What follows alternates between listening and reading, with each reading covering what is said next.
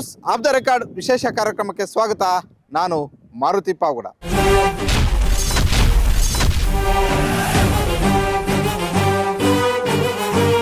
ನಮ್ಮ ರಾಜ್ಯದ ಮೂರು ಪಕ್ಷದ ಪ್ರಮುಖ ನಾಯಕರುಗಳು ಕೊಟ್ಟಂತಹ ಹೇಳಿಕೆಗಳು ಹಾಗೂ ಅವರು ತೆಗೆದುಕೊಂಡಂತಹ ನಿರ್ಧಾರಗಳ ಹಿಂದೆ ಇರುವಂತಹ ಕಂಪ್ಲೀಟ್ ಇನ್ಸೈಡ್ ಸ್ಟೋರಿ ಈ ಆಫ್ ದ ರೆಕಾರ್ಡಲ್ಲಿ.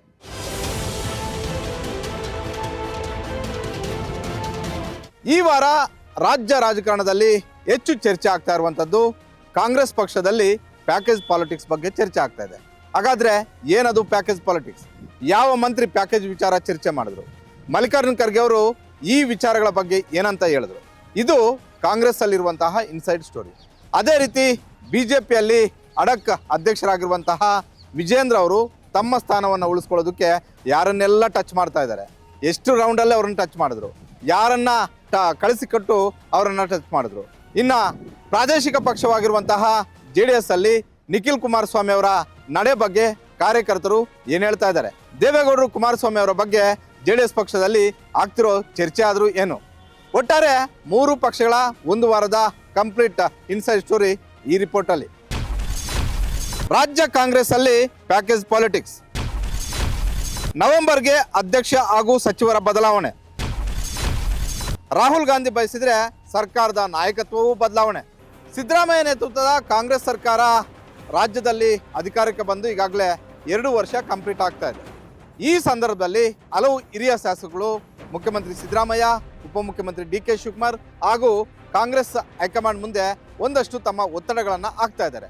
ನಾವು ಕೂಡ ಮಂತ್ರಿ ಆಗಬೇಕು, ಈಗ ರಿಪೋರ್ಟ್ ಕಾರ್ಡ್ ಸರಿ ಇಲ್ಲದೆ ಇರೋವಂಥವ್ರನ್ನ ಅವ್ರಿಗೆ ಕೋಕ್ ಕೊಡಿ, ನಮಗೆ ಅವಕಾಶವನ್ನು ಮಾಡಿಕೊಡಿ, ಇನ್ನೊಂದು ವರ್ಷ ಕಳೆದ್ರೆ ಆಮೇಲೆ ಚುನಾವಣಾ ಮೋಡ್ಗೆ ಹೋಗಬೇಕಾಗುತ್ತೆ, ಹೀಗಾಗಿ ನಮಗೆ ಅವಕಾಶ ಕೊಡಿ ಅಂತ ಹೇಳ್ಬಿಟ್ಟು ಕಳೆದ 6 ತಿಂಗಳಿಂದಲೂ ಕೂಡ ಈ ಸರ್ಕಸ್ ಹಿರಿಯ ಶಾಸಕರು ಕಾಂಗ್ರೆಸ್ ಹೈಕಮಾಂಡ್ ಮುಂದೆ ಮಾಡ್ತಾ ಇದ್ದಾರೆ. ಹೇಳಿ ಕೇಳಿ ಕಾಂಗ್ರೆಸ್ ಹೈಕಮಾಂಡ್ ಮಟ್ಟದಲ್ಲಿ ಈಗ ಸೋನಿಯಾ ಗಾಂಧಿ, ರಾಹುಲ್ ಗಾಂಧಿ, ಪ್ರಿಯಾಂಕಾ ಗಾಂಧಿ ಜೊತೆಗೆ AICC ಅಧ್ಯಕ್ಷರಾಗಿರುವಂತಹ ಮಲ್ಲಿಕಾರ್ಜುನ್ ಖರ್ಗೆ ಅವರು ಕೂಡ ಇದ್ದಾರೆ. ಮಲ್ಲಿಕಾರ್ಜುನ್ ಖರ್ಗೆ ಅವರು ನಮ್ಮದೇ ರಾಜ್ಯದವರಾಗಿರೋದ್ರಿಂದ 224 ವಿಧಾನಸಭಾ ಕ್ಷೇತ್ರಗಳ ಪ್ರತಿ ಕ್ಷೇತ್ರದ ನಾಡಿ ಮಿಡಿತವು ಅವ್ರಿಗೆ ಗೊತ್ತು. ಯಾರು ಕಾಂಗ್ರೆಸ್ ಪಕ್ಷಕ್ಕೆ ದುಡಿದಿದ್ದಾರೆ, ಯಾರಿಗೆ ನಾವು ಅವಕಾಶವನ್ನು ಕೊಟ್ಟರೆ 2028ರ ವಿಧಾನಸಭಾ ಚುನಾವಣೆಗೆ ನಮಗೆ ಅನುಕೂಲ ಆಗುತ್ತೆ ಅನ್ನುವಂಥ ಪಿನ್ ಟು ಪಿನ್ ಮಾಹಿತಿ ಮಲ್ಲಿಕಾರ್ಜುನ್ ಖರ್ಗೆ ಅವ್ರಿಗಿದೆ. ಹೀಗಾಗಿ ಯಾವುದೇ ನಿರ್ಧಾರಗಳನ್ನು ತೆಗೆದುಕೊಳ್ಳುವ ಮೊದಲು ಕಾಂಗ್ರೆಸ್ ಹೈಕಮಾಂಡ್ ಮೊದಲು ಮಲ್ಲಿಕಾರ್ಜುನ್ ಖರ್ಗೆ ಅವರನ್ನ ಒಪ್ಪಿಸಿ ಅನ್ನುವಂಥ ಒಂದು ಸೂಚನೆ ಮತ್ತು ಸಲಹೆಯನ್ನು ರಾಜ್ಯ ಕಾಂಗ್ರೆಸ್ ನಾಯಕರಿಗೆ ಕೊಡುತ್ತೆ.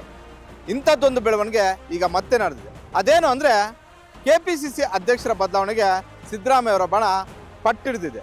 ಅದರಲ್ಲೂ ಸತೀಶ್ ಜಾರಕಿಹೊಳಿ, ಈಶ್ವರ್ ಖಂಡ್ರೆ, MB ಪಾಟೀಲ್ ಇನ್ನು 10 ಹಲವು ಹೆಸರುಗಳು ಬಹಳಷ್ಟು ಚರ್ಚೆಗೆ ಪದೇ ಪದೇ ಬರ್ತಾ ಇದ್ದಾವೆ.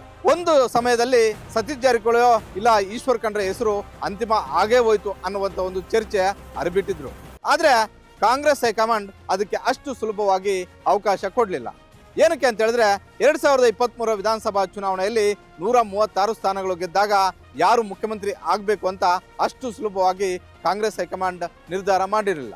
ಯಾಕಂತ ಹೇಳಿದ್ರೆ ಒಂದು ಕಡೆ ಸಿದ್ದರಾಮಯ್ಯ ನಾನು ಹಿರಿಯ ಇದ್ದೀನಿ, ನನ್ನಿಂದ ಸರ್ಕಾರ ಬಂತು ಅಂತ ಹೇಳಿದ್ರೆ, ಮತ್ತೊಂದು ಕಡೆ KPCC ಅಧ್ಯಕ್ಷರಾಗಿದ್ದಂತಹ DK ಶಿವಕುಮಾರ್ ಅವರು ನನ್ನಿಂದಲೇ 136 ಸ್ಥಾನಗಳು ಬಂದಿದ್ದು, ನನಗೆ ಅವಕಾಶವನ್ನು ಕೊಡಬೇಕು, ನನ್ನ ನಾಯಕತ್ವದಲ್ಲಿ ಚುನಾವಣೆ ಎದುರಿಸಿದ್ದು ಅನ್ನುವಂಥ ಒಂದು ಪಟ್ಟನ್ನು ಕಾಂಗ್ರೆಸ್ ಹೈಕಮಾಂಡ್ ಮುಂದೆ ಅವತ್ತು ಇಟ್ಟಿದ್ರು. ಹಾಗಾಗಿ 1 ವಾರಗಳ ಕಾಲ ದೆಹಲಿಯ ಮಟ್ಟದಲ್ಲಿ ಬಹಳಷ್ಟು ಸರ್ಕಸ್ಗಳು ನಡೆದವು. ಕೊನೆಗೆ ಆಗೋ ಈಗೋ ಮಾಡಿ ಕಾಂಗ್ರೆಸ್ ಹೈಕಮಾಂಡ್ ನಾಯಕರಾದಂತಹ ಸುರ್ಜೇವಾಲಾ, ವೇಣುಗೋಪಾಲ್, ರಾಹುಲ್ ಗಾಂಧಿ, ಪ್ರಿಯಾಂಕಾ ಗಾಂಧಿ, ಸೋನಿಯಾ ಗಾಂಧಿ, ಮಲ್ಲಿಕಾರ್ಜುನ್ ಖರ್ಗೆ ಅವರು ಮೊದಲನೇದಾಗಿ ಸಿದ್ದರಾಮಯ್ಯ ಅವರು ಮುಖ್ಯಮಂತ್ರಿ ಆಗಲಿ, ತದಬಳಿಕ ನಿಮಗೆ ಅವಕಾಶ ನೋಡೋಣ ಅನ್ನುವಂಥ ಒಂದು ಸಲಹೆಯನ್ನು DK ಶಿವಕುಮಾರ್ ಅವ್ರಿಗೆ ಹೇಳಿ ಅವರನ್ನು ಸ್ವಲ್ಪ ಕಂಟ್ರೋಲಲ್ಲಿ ಇಟ್ಕೊಂಡ್ರು. ಆದರೆ KPCC ಅಧ್ಯಕ್ಷ ಗಾದಿಯನ್ನು ನಾನು ಅಷ್ಟು ಸುಲಭವಾಗಿ ಬಿಟ್ಕೊಡೋದಿಲ್ಲ ಅನ್ನುವಂಥ ಒಂದು ಕಂಡೀಷನನ್ನು ಅವತ್ತೇ DK ಶಿವಕುಮಾರ್ ಅವರು ಹೈಕಮಾಂಡ್ ಮುಂದೆ ಹೇಳ್ಬಂದರು. ಇದಾದ ಬಳಿಕ ರಾಜ್ಯದಲ್ಲಿ ಸಿದ್ದರಾಮಯ್ಯ ಮುಖ್ಯಮಂತ್ರಿ ಆದರು, ಉಪಮುಖ್ಯಮಂತ್ರಿ ಹಾಗೂ KPCC ಅಧ್ಯಕ್ಷರಾಗಿ DK ಶಿವಕುಮಾರ್ ಅವರು ಮುಂದುವರೆದರು. ಆದರೆ 2 ಹುದ್ದೆಯ DK ಶಿವಕುಮಾರ್ ಅವ್ರಿಗೆ ಅನ್ನುವಂಥ ಒಂದು ಚರ್ಚೆ ರಾಜ್ಯ ಕಾಂಗ್ರೆಸ್ ಹಲವು ನಾಯಕರುಗಳಲ್ಲಿ ಇವತ್ತಿಗೂ ಕೂಡ ಇದೆ, ಅವತ್ತು ಇತ್ತು, ಇವತ್ತು ಇದೆ, ಮುಂದೆನೂ ಕೂಡ ಇರುತ್ತೆ. ಹೀಗಾಗಿ ಈಗ ಮತ್ತೊಮ್ಮೆ KPCC ಅಧ್ಯಕ್ಷರ ಬದಲಾವಣೆ ವಿಚಾರವನ್ನು ಕಾಂಗ್ರೆಸ್ ಹೈಕಮಾಂಡ್ ಮುಂದೆ ಸಿದ್ದರಾಮಯ್ಯ ಅವರ ಬಣದವರು ಪ್ರಸ್ತಾಪವನ್ನು ಇಟ್ಟರಂತೆ. ಮಲ್ಲಿಕಾರ್ಜುನ್ ಖರ್ಗೆ ಅವರ ಮುಂದೆ ಸತೀಶ್ ಜಾರಕಿಹೊಳಿ, ಪರಮೇಶ್ವರ್, ಮಹದೇವಪ್ಪ ಸೇರಿದಂತೆ ಹಲವು ನಾಯಕರುಗಳು KPCC ಅಧ್ಯಕ್ಷರನ್ನ ಬದಲಾವಣೆ ಮಾಡಿ ಫುಲ್ ಟರ್ಮ್ ಒಬ್ಬ ಅಧ್ಯಕ್ಷರನ್ನ ನೇಮಕ ಮಾಡಿ ಅನ್ನುವಂಥ ಒಂದು ಸಲಹೆಯನ್ನು ಕೊಟ್ರಂತೆ.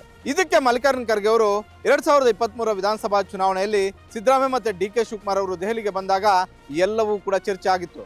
ಆದ್ರೆ ಸಿದ್ದರಾಮಯ್ಯ ಅವರಿಗೆ ಯಾವಾಗ ಕಾಂಗ್ರೆಸ್ ಹೈಕಮಾಂಡ್ ನೀವು ಹೋಗಿ ಪ್ರಮಾಣ ವಚನ ಸ್ವೀಕಾರ ಮಾಡಿ ಅಂತ ಸೂಚನೆ ಕೊಟ್ಟು ಆ ಕ್ಷಣದಿಂದಲೇ ದೆಹಲಿಯಿಂದಲೇ ವಿಜಿಲ್ ಹಾಕೊಂಡು ಓಡಿ ಬೆಂಗಳೂರಿಗೆ ಬಂದರು. ಆದರೆ ಅಲ್ಲೇ ಒಂದು ದಿನ ಇದ್ದಂತಹ ಡಿ.ಕೆ. ಶಿವಕುಮಾರ್ ಅವರು ತಮಗೆ ಬೇಕಾದಂತಹ ಇಲಾಖೆಗಳು ಹಾಗೂ ಕೆಪಿಸಿಸಿ ಅಧ್ಯಕ್ಷ ಸ್ಥಾನ ನಾನು ಮುಖ್ಯಮಂತ್ರಿ ಆಗೋವರೆಗೂ ಕೂಡ ನನ್ನಲ್ಲಿಯೇ ಇರಬೇಕು ಅನ್ನುವಂಥ ಒಂದು ಪಟ್ಟನ್ನ ಸುರ್ಜೇವಾಲಾ ಮತ್ತೆ ವೇಣುಗೋಪಾಲ್ ಅವರ ಮುಂದೆ ಇಟ್ಟಿದ್ರು. ಇದ್ಯಾವುದು ನಿಮಗೆ ಗೊತ್ತಿಲ್ಲ. ಆದರೆ ಅವತ್ತು ಸಿದ್ದರಾಮಯ್ಯ ಫುಲ್ ಖುಷಿಯಾಗಿ ದೆಹಲಿಯಿಂದ ನೇರವಾಗಿ ಬೆಂಗಳೂರಿಗೆ ಬಂದರು. ಆದರೆ ಡಿ.ಕೆ. ಶಿವಕುಮಾರ್ ಅವರು ತಮಗೆ ಯಾವ್ಯಾವ ಇಲಾಖೆಗಳು ಬೇಕೋ ತಮಗೆ ಹದ್ದುಬಸ್ತಿನ ಸ್ಥಾನವಾದಂತಹ ಕೆಪಿಸಿಸಿ ಅಧ್ಯಕ್ಷ ಸ್ಥಾನ ನನ್ನಲ್ಲಿಯೇ ಇರಬೇಕು ಅನ್ನುವಂಥ ಒಂದು ಒತ್ತಾಯವನ್ನ ಕಾಂಗ್ರೆಸ್ ಹೈಕಮಾಂಡ್ ಅವತ್ತು ಹಾಕಿತ್ತು. ಹೀಗಾಗಿ ಇವತ್ತು ನಾವು ಅವರನ್ನ ಏಕಾಏಕಿ ತೆಗೆಯೋದಕ್ಕೆ ಆಗೋದಿಲ್ಲ. ಅದರಲ್ಲೂ ಲೋಕಸಭಾ ಚುನಾವಣೆ ಆದ ತಕ್ಷಣ ನೀವೆಲ್ಲ ಯಾಕೆ ಬರಲಿಲ್ಲ, ಬಂದು ಯಾಕೆ ನಮ್ಮನ್ನ ಒತ್ತಾಯ ಮಾಡಲಿಲ್ಲ? ನಾವು ಡಿ.ಕೆ. ಶಿವಕುಮಾರ್ ಅವ್ರಿಗೆ ಅವತ್ತು ಹೇಳಿದ್ದು ಲೋಕಸಭಾ ಚುನಾವಣೆ ಮುಗಿಯೋವರೆಗೂ ಕೂಡ ನೀವು ಕೆಪಿಸಿಸಿ ಅಧ್ಯಕ್ಷರಾಗಿ ಮುಂದುವರಿರಿ ಅಂತ. ತದ ಬಳಿಕ ಲೋಕಸಭಾ ಚುನಾವಣೆ ಆದ ಬಳಿಕ ನೀವ್ಯಾರು ಕೂಡ ಬಂದು ನಮಗೆ ಒತ್ತಾಯ ಮಾಡಲಿಲ್ಲ. ಈಗ ಏಕಾಏಕಿ ಬಂದು ನಮಗೆ ಒತ್ತಾಯ ಮಾಡ್ತಾ ಇದ್ದೀರಾ ಕೆಪಿಸಿಸಿ ಅಧ್ಯಕ್ಷರನ್ನ ಬದಲಾವಣೆ ಮಾಡಿ ಅಂತ. ಹೀಗಾಗಿ ಸದ್ಯಕ್ಕಂತೂ ಕೆಪಿಸಿಸಿ ಅಧ್ಯಕ್ಷರನ್ನ ಬದಲಾವಣೆ ಮಾಡೋದಿಲ್ಲ. ಮುಂದಿನ ದಿನಗಳು ಒಂದು ಕಡೆ ಕೆಪಿಸಿಸಿ ಅಧ್ಯಕ್ಷರ ಬದಲಾವಣೆನೂ ಆಗಬೇಕು, ಮತ್ತೊಂದು ಕಡೆ ಸಂಪುಟ ಪುನರ್ರಚನೆ ಮಾಡಿ ಅನ್ನುವಂತಹ ಒಂದು ಒತ್ತಾಯಗಳು ಕೂಡ ಇದಾವೆ. ಕಾಂಗ್ರೆಸ್ ಹೈಕಮಾಂಡ್ ಬಳಿ ಸುಮಾರು 16 ಸಚಿವಗಳ ರಿಪೋರ್ಟ್ ಕಾರ್ಡ್ ಇದೆ. ಅವರು ಯಾರು ಕೂಡ ಪರ್ಫಾರ್ಮೆನ್ಸ್ ಸರಿಯಾಗಿಲ್ಲ ಅಂತ.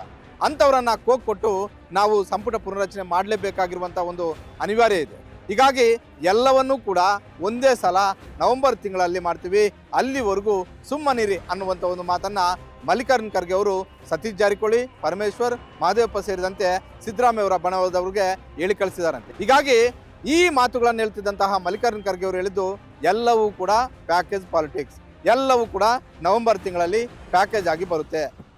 ಒಮ್ಮೆ ಕೆಪಿಸಿಸಿ ಅಧ್ಯಕ್ಷರು, ಮತ್ತೊಮ್ಮೆ ಸರ್ಕಾರ, ಮಗದೊಮ್ಮೆ ಪದಾಧಿಕಾರಿಗಳು ಈ ರೀತಿ ಮಾಡ್ತಾ ಕುತ್ಕೊಳ್ಳೋದಕ್ಕೆ ಆಗೋದಿಲ್ಲ. ಎಲ್ಲವನ್ನು ಕೂಡ ನವೆಂಬರ್ ತಿಂಗಳಲ್ಲೇ ಮಾಡ್ತೀವಿ. ಒಂದು ವೇಳೆ ರಾಹುಲ್ ಗಾಂಧಿ ಅವರು ಒಪ್ಪಿದ್ದಾದ್ರೆ ಸರ್ಕಾರದ ನಾಯಕತ್ವವು ಕೂಡ ಆ ಕ್ಷಣದಲ್ಲಿ ಬದಲಾವಣೆ ಆಗಬಹುದು ಅನ್ನುವಂಥ ಒಂದು ಮಾತನ್ನ ಹೇಳಿದರಂತೆ. ಹೀಗಾಗಿ ಬೆಂಗಳೂರಿಗೆ ಬಂದಂತಹ ಸತೀಶ್ ಜಾರಕಿಹೊಳಿ ಅವರು ಮಾಧ್ಯಮಗಳ ಮುಂದೆಯೂ ಕೂಡ ಈ ಮಾತುಗಳನ್ನು ಹಂಚಿಕೆ ಮಾಡಿಕೊಂಡಿದ್ರು. ಹೀಗಾಗಿ ಪ್ಯಾಕೇಜ್ ಪಾಲಿಟಿಕ್ಸ್ ಅಂದರೆ ಏನು ಅನ್ನುವಂಥ ಒಂದು ಚರ್ಚೆ ಕಾಂಗ್ರೆಸ್ ಕಾರ್ಯಕರ್ತರಲ್ಲಿ ಕಾಡ್ತಾ ಇತ್ತು. ಅದೇ ರೀತಿ ರಾಜ್ಯದ ಜನರು ಕೂಡ ಏನಿದು ಪ್ಯಾಕೇಜ್ ಪಾಲಿಟಿಕ್ಸ್ ಅನ್ನುವಂತಹ ಒಂದು ರೀತಿ ಚರ್ಚೆಯನ್ನು ಮಾಡ್ತಾ ಇದ್ರು. ಪ್ಯಾಕೇಜ್ ಪಾಲಿಟಿಕ್ಸ್ ಹಿಂದ್ಗಡೆ ಇರುವಂತಹ ಇನ್ಸೈಡ್ ಸ್ಟೋರಿ ಇದು.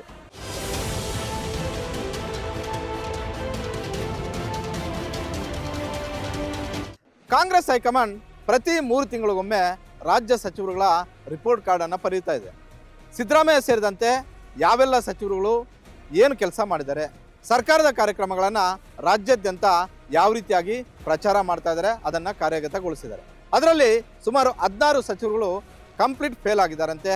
ಅವ್ರಿಗೆ ನವೆಂಬರ್ ತಿಂಗಳಲ್ಲಿ ಹೋಗಿ ಕೊಡ್ತಾರೆ. ಜೊತೆಗೆ ಕೆಪಿಸಿಸಿ ಅಧ್ಯಕ್ಷರ ಬದಲಾವಣೆಗೂ ಕೂಡ ಕಾಂಗ್ರೆಸ್ ಹೈಕಮಾಂಡ್ ಯೋಚನೆ ಮಾಡಿದೆ. ರಾಹುಲ್ ಗಾಂಧಿ ಮತ್ತು ಸೋನಿಯಾ ಗಾಂಧಿ ಅವರು ಒಪ್ಪಿದ್ದೆ ಆದರೆ ಸರ್ಕಾರದ ನಾಯಕತ್ವವು ಕೂಡ ಬದಲಾವಣೆ ಆಗ್ಬೋದು. ಆದರೆ ಸದ್ಯದ ಮಟ್ಟಿಗೆ ಸಿದ್ದರಾಮಯ್ಯ ಅವರ ಪರವಾಗಿ ರಾಹುಲ್ ಗಾಂಧಿ ಇದ್ದಂತೆ ಕಾಣಿಸ್ತಾ ಇದೆ. ಹೀಗಾಗಿ ಪದೇ ಪದೇ ರಾಹುಲ್ ಗಾಂಧಿ ಅವರು ಸಿದ್ದರಾಮಯ್ಯ ಅವರನ್ನ ದೆಹಲಿಗೆ ಕರೆಸ್ಕೊಳ್ತಾ ಇದ್ದಾರೆ. ಇಡೀ ದೇಶಾದ್ಯಂತ ಸಿದ್ದರಾಮಯ್ಯ ಅವರ ಮಾಡಲನ್ನು ಜಪ ಮಾಡ್ತಾ ಇದ್ದಾರೆ. ಸಿದ್ದರಾಮಯ್ಯ ಅವರು ಅಹಿಂದವನ್ನು ಕಟ್ಕೊಂಡು ಅಹಿಂದದ ಮೇಲೆಯೇ 2 ಬಾರಿ ಚುನಾವಣೆ ಗೆದ್ದರು. ರಾಜ್ಯದಲ್ಲಿ 2 ಬಾರಿ ಸರ್ಕಾರವನ್ನು ತಂದರು. ಹೀಗಾಗಿ ಈ ಮಾಡಲನ್ನು ಮುಂದೆ 2023 ಲೋಕಸಭಾ ಚುನಾವಣೆಯಲ್ಲಿ ನಾವು ಜಪ ಮಾಡಬೇಕು ಅನ್ನುವಂಥ ಒಂದು ಚರ್ಚೆ ಕಾಂಗ್ರೆಸ್ ಹೈಕಮಾಂಡ್ ಮಟ್ಟದಲ್ಲಿ ಆಗ್ತಿದೆ. ಅದಷ್ಟೇ ಅಲ್ಲ, ರಾಹುಲ್ ಗಾಂಧಿ ಅವರು ಮೊನ್ನೆ ನಡೆದಂತಹ OBC ಸಭೆಯಲ್ಲೂ ಕೂಡ ಸಿದ್ದರಾಮಯ್ಯ ಅವರ ಜಪ ಮಾಡಿದ್ದಾರೆ.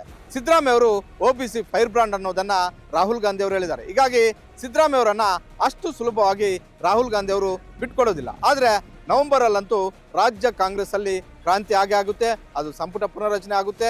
ಅದೇ ರೀತಿ ಕೆಪಿಸಿಸಿ ಅಧ್ಯಕ್ಷರ ಬದಲಾವಣೆಯೂ ಕೂಡ ಆಗುತ್ತೆ ಅನ್ನುವಂಥ ಒಂದು ಚರ್ಚೆ, ಒಂದು ಗುಮಾನಿ ರಾಜ್ಯ ಕಾಂಗ್ರೆಸ್ ಅಲ್ಲಿ ಏನಿತ್ತೋ ಅದಕ್ಕೆ ಪುಷ್ಟಿ ಕೊಡುವಂತೆ ಮಲ್ಲಿಕಾರ್ಜುನ್ ಖರ್ಗೆ ಅವರು ಕೂಡ ಸಿದ್ದರಾಮಯ್ಯ ಅವರ ಬಣದವರಿಗೆ ಹೇಳಿ ಕಳಿಸಿದ್ದಾರೆ. ಈ ರೀತಿ ಚರ್ಚೆ ಕಾಂಗ್ರೆಸ್ ಅಲ್ಲಿದ್ರೆ ಇನ್ನು ರಾಜ್ಯ ಬಿಜೆಪಿಯಲ್ಲಿ ರಾಜ್ಯಾಧ್ಯಕ್ಷರ ಸಮಸ್ಯೆ ಇನ್ನೂ ಕೂಡ ಅದೇ ರೀತಿಯಾಗಿದೆ. ಅಡಕ್ ಅಧ್ಯಕ್ಷರಾಗಿರುವಂತಹ ವಿಜೇಂದ್ರ ಅವರನ್ನ ರೆಬಲ್ಸ್ ಒಪ್ಪೋದಿಲ್ಲ ಅನ್ನುವಂಥದ್ದನ್ನು ಹೇಳ್ತಾ ಇದ್ದಾರೆ. ಅದೇ ರೀತಿ ತಟಸ್ಥ ಬಣ ದೆಹಲಿಗೆ ಹೋಗಿ ಲಾಬಿ ಮಾಡುವಂಥ ಒಂದು ಕೆಲಸ ಮಾಡ್ತಿದೆ. ಈ ನಡುವೆ ವಿಜೇಂದ್ರ ರೆಬಲ್ಸ್ ಅನ್ನ ಮತ್ತೆ ಟಚ್ ಮಾಡಿದಾರಂತೆ. ಅದನ್ನು ಕೂಡ ಹೇಳ್ತೀವಿ. ಅದಕ್ಕೆ ಮೊದಲು ಒಂದು ಸಣ್ಣ ಬ್ರೇಕ್.